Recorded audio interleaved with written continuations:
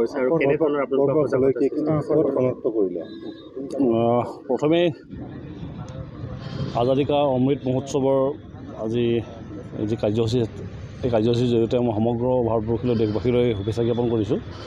লগতে আজি পুৱা 6 বজাত চিমেণ্ট চাপৰি গাঁও পঞ্চায়ত কাৰ্যালয়ৰ পৰা আমাৰ আজাদী কা অমৃত মহোৎসৱৰ হৰ ঘৰ তিৰংগা শীৰ্ষক আমাৰ চাইকেল শোভাযাত্ৰা আৰম্ভ কৰা হয়। যি অনুষ্ঠানটো আদৰে শুভাৰম্ভ কৰে আমাৰ মহকুমাধিপতি প্ৰদীপ দ্বিবেদী ডাঙৰীয়া, লগত সহযোগ কৰে আমাৰ খণ্ডজন বিষয়া মহোদয়গীয়া প্ৰমুখ চাৰ্কেল অফিচাৰ আছিলে, আমাৰ ইলেকশ্যন বিষয়া গায়ত্ৰী বাইদেউ আছিলে, আমাৰ গাঁও পঞ্চায়তৰ সমূহ কৰ্মচাৰী, আমাৰ ৱাৰ্ড সদস্যসকল আছিল আৰু চিমেণ্ট চাপৰিবাসী ৰাইজ অতি অভূতপূৰ্ব সঁহাৰি আজি অনুষ্ঠানটোত যথেষ্ট আমোদদায়ক হ'ল। ৰাইজৰ মাজলৈকে সোমাবলৈ যত্ন কৰিছিলোঁ আৰু ৰাইজে আশা কৰিছোঁ অহা 13 তাৰিখৰ পৰা অহা 15 তাৰিখলৈকে তিনিদিনীয়াকৈ ভাৰতৰ প্ৰধানমন্ত্ৰী ডাঙৰীয়াৰ যি আহ্বানৰ পৰা সঁহাৰি জনাই তিনিদিনীয়াকৈ এইবাৰ স্বাধীনতা দিৱস উদযাপন কৰিব। ধন্যবাদ।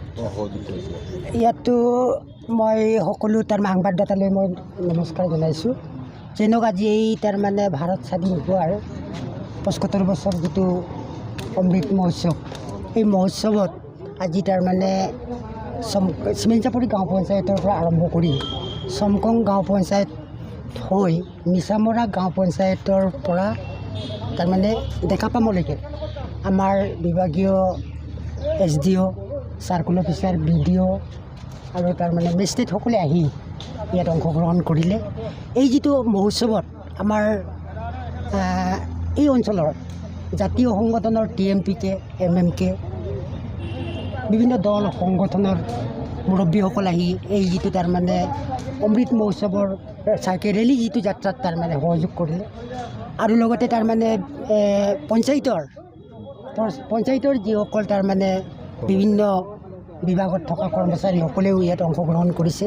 আৰু আজিৰ এই অনুষ্ঠানটোত চমকং, চিমেণ্ট চাপৰি আৰু মিছামৰা তাৰ সৰ্বসাধাৰণ ৰাইজেও যে ঘৰে ঘৰে যিটো প্লেগ হোষ্টিং কৰাৰ যিটো কাৰ্যসূচীত এনকাৰেজমেণ্ট আজিৰ এই অনুষ্ঠানৰ জৰিয়তে পোৱা হৈছে। এইটোৰ কাৰণে যি নহওক আজি মই মোৰ যিটো দল সংগঠন বা ৰাইজৰ হৈ পেলাই যাতে প্ৰত্যেক ঘৰে 13 তাৰিখৰ পৰা 15 তাৰিখলৈ ঘৰে ঘৰে যাতে প্লেগ হোষ্টিং কৰিবৰ কাৰণে মই অনুৰোধ জনাইছোঁ। এই অনুৰোধ ৰাইজে ৰক্ষা কৰিব, সেইটোৱে আহ্বান জনালোঁ। ধন্যবাদ।